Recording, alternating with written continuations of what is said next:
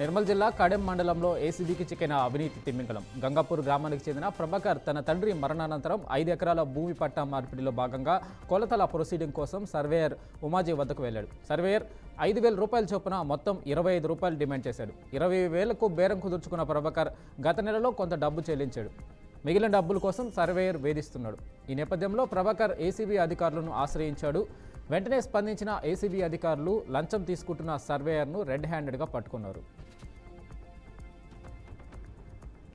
Operation Sindoor చేపట్టి పాక్లోని ఉగ్ర శిబిరాలను ధ్వంసం చేసిన భారత సైన్యానికి సంఘీభావం తెలుపుతూ వికారాబాద్ జిల్లా తాండూరులో తిరంగా ర్యాలీని నిర్వహించారు. ఈ ర్యాలీలో భారీ జాతీయ పతాకాన్ని ప్రదర్శించారు. త్రివిధ దళాలకు వందనం చేస్తూ నినాదాలు చేశారు. ఈ ర్యాలీలో పెద్ద ఎత్తున స్థానికులు పాల్గొన్నారు. భద్రాద్రి కొత్తగూడెం జిల్లా అశ్వారావుపేటలో ఆలస్యంగా ఓ ఘటన వెలుగులోకి వచ్చింది. వినాయకపురం గ్రామానికి చెందిన ఫాతిమా అనే మహిళ తన భర్త హఫీజ్ ప్రియురాలు భవానీతో వివాహేతర సంబంధం పెట్టుకున్నారని ఆరోపించారు.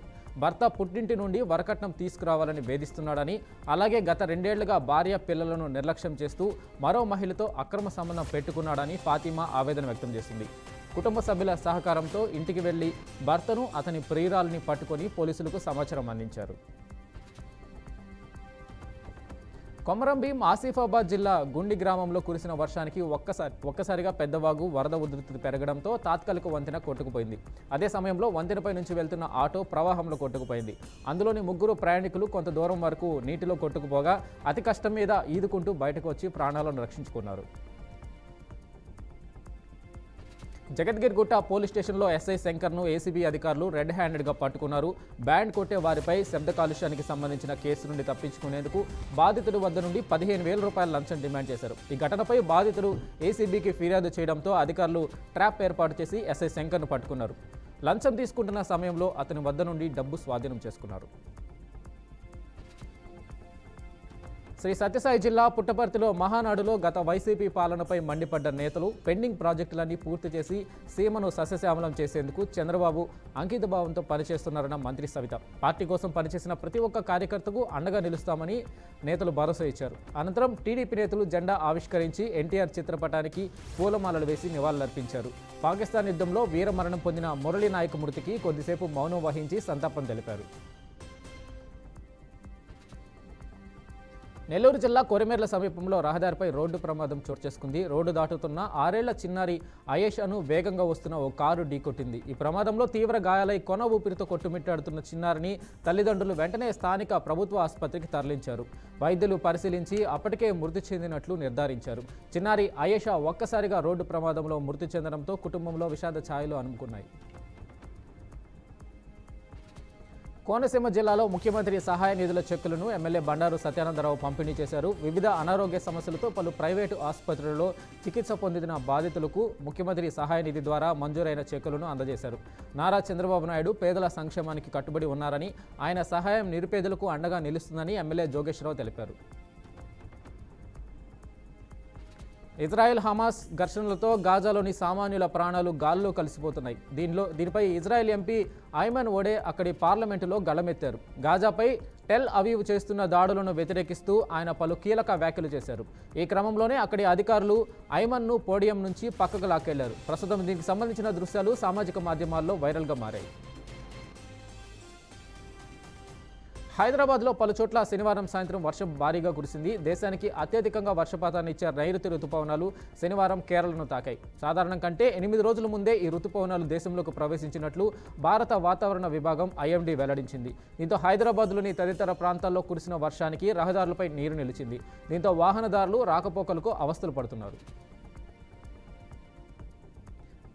దేశంలో మావోయిస్టుల ఏరివేత కార్యక్రమం కొనసాగుతుంది. ఇటీవల ఛత్తీస్గఢ్లో జరిగిన ఎన్కౌంటర్లో మావోయిస్టు అగ్రనేత బసవరాజు హతమయ్యాడు. ఇతడిపై ₹1 కోటి పైగా రివార్డు ఉంది. జార్ఖండ్లో జరిగిన ఎన్కౌంటర్లో మరో అగ్రనేత పప్పు లౌహరా హతమయ్యాడు. ఇతడిపై ₹10 లక్షల రివార్డు ప్రకటించింది. ఇతడు జార్ఖండ్ జనముక్తి పరిషత్ అనే తిరుగుబాటు మావోయిస్టు సంస్థకు నాయకుడిగా ఉన్నాడని అధికారులు తెలిపారు. పాకిస్తాన్పై కాంగ్రెస్ ఎంపీ శశి థరూర్ విరుచుకుపడ్డారు. తాను గయానా, పనామా, కొలంబియా, బ్రెజిల్, అమెరికాకు వెళ్లే భారత ప్రతినిధి బృందానికి నాయకత్వం వహిస్తున్నానని తెలిపారు. దేశం తరపున గొంతును వినిపించేందుకు వెళ్తున్నామని అన్నారు. మన దేశం అత్యంత క్రూరమైన రీతిలో ఉగ్రవాదుల దాడికి గురైందని చెప్పారు. ఉగ్రవాదులు చెలరేగుతుంటే భారత్ మౌనంగా ఉండదనే సందేశాన్ని ప్రపంచానికి చెబుతామని తెలియజేశారు. సత్యంపై విజయం సాధించడానికి ఉదాసీనత మనకు అవసరం లేదని వెల్లడించారు. జర్మనీలోని హాంబర్గ్ ప్రధాన రైల్వే స్టేషన్లో ఓ మహిళ కత్తితో వీరంగం సృష్టించింది. విచక్షణ రహితంగా కత్తితో తెగ నరికింది. ఈ ఘటనలో 18 మంది ప్రయాణికులు గాయపడ్డారు. ఇందులో 4 పరిస్థితి విషమంగా ఉందని అధికారులు తెలిపారు. అప్రమత్తమైన పోలీసులు 39 ఏళ్ల మహిళను అరెస్టు చేశారు. క్షతగాత్రులను ఆసుపత్రికి తరలించారు. తీవ్రమైన కత్తిపోట్లు కారణంగా కొంతమంది పరిస్థితి విషమంగా ఉన్నట్లు వైద్యులు వెల్లడించారు. అమెరికా అధ్యక్షుడు డొనాల్డ్ ట్రంప్ మరోసారి ట్రేడ్ వార్ గురించి ఊహాగానాలకు ఆజ్యం పోశారు. జూన్ 1 నుండి యూరోపియన్ యూనియన్ నుంచి వచ్చే అన్ని దిగుమతులపై 50% సుంకాన్ని, యాపిల్ ఐఫోన్తో సహా అమెరికాలో తయారు చేయని అన్ని స్మార్ట్ ఫోన్లపై 25% సుంకాన్ని విధిస్తామని ఆయన ప్రకటించారు. ఆయన ప్రకటన ప్రపంచ మార్కెట్లలో ప్రకంపనలు సృష్టించింది. ట్రంప్ యూరోపియన్ యూనియన్ని లక్ష్యంగా చేసుకుని వాణిజ్య చర్చలు నిలిచిపోయాయని అన్నారు. వారితో ఈ చర్చలు సఫలం కాలేదు. EU అన్యాయంగా ప్రవర్తిస్తుందని ఆరోపించిన ఆయన అమెరికన్ ఉత్పత్తులను యూరోప్లో నిషేధించాలని పట్టుబట్టారు. పాకిస్తాన్కి గూఢాచారులుగా పనిచేస్తున్న వ్యక్తులు ఒక్కొక్కరిగా పట్టుబడుతున్నారు. Gujarat anti terrorism squad Kutch సరిహద్దు ప్రాంతంలో మరో అనుమానిత గూఢాచారిని అరెస్టు చేసింది. నిందితుడిని గుజరాత్ నివాసి అయిన సహదేవ్ సింగ్ గోహిల్గా గుర్తించారు. ఇతనికి పాకిస్తాన్ ఇంటర్ సర్వీసెస్ ఇంటెలిజెన్స్తో సంబంధాలు ఉన్నాయని, భారతదేశానికి సంబంధించిన సున్నిత సమాచారాన్ని అందిస్తున్నాడని ఆరోపణలు ఉన్నాయి.